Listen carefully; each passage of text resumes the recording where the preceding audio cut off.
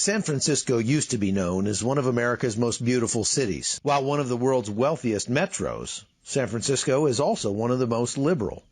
In recent years, the city has served as a test bed for many progressive policies that then show up in other parts of the country. These range from offering sanctuary to illegal immigrants, cash payments, and even free marijuana to the city's homeless, decriminalizing property crime, and defunding the police. The city's depolicing initiative aimed to strip cops of their power to enforce the law. San Francisco resident Doug Wiley says it makes police hesitant to do their jobs. They fear repercussions, whether it's legal or social or what have you. They fear acting proactively will put them in a beef. And so agencies are broadly saying, hey, there's things that we don't want you to do anymore. Or individual officers slow rolling to a call, making sure that they arrive after everything is done. The consequence of that is increased crime. Results have been as negative as they were predictable. The city's now more dangerous than 98% of American cities. Homelessness and illegal drug use are rampant. Property crimes have skyrocketed to more than 55,000 each year.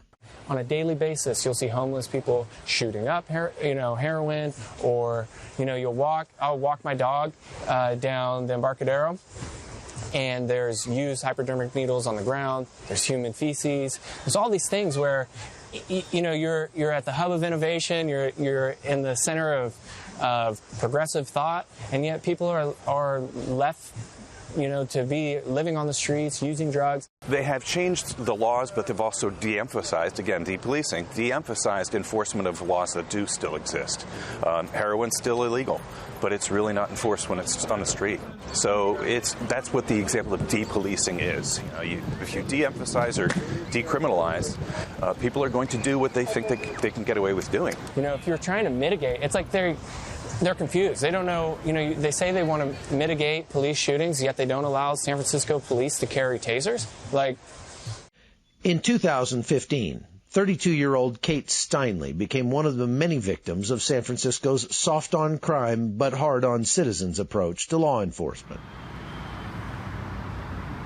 Kate Steinle was murdered right here on Pier 14 in San Francisco. The man who killed her claimed it was an accident, but I would submit that that was an accident that was constructed by the city of San Francisco through bad policy. Let me explain. First of all, this guy was a felon, had 7 felony convictions, and had been deported from the United States 5 different times before that. He had also been arrested by the sheriff here in San Francisco. But because of that city's sanctuary city policies, they had let him go only hours earlier and not informed ICE so he could be deported again.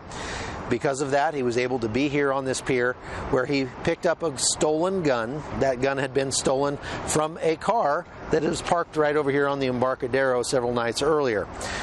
The reason that the car was broken into was because of San Francisco's policy of essentially decriminalizing auto break-ins, making it basically like a parking ticket.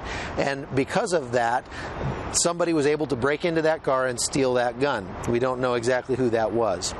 Now, the third thing is that the gun was in the car because of San Francisco's policy, a very restrictive policy on the carrying of firearms. The man who owned the gun was a park ranger from the Bureau of Land Management. He was on his way north to Montana to work, but he went out with his family here and didn't want to bring his gun into the restaurant because of the very tight gun control policies, and so his gun got left in the car got broken into, the weapon got stolen, the illegal immigrant picked it up, and Kate Steinle is dead today because of those policies.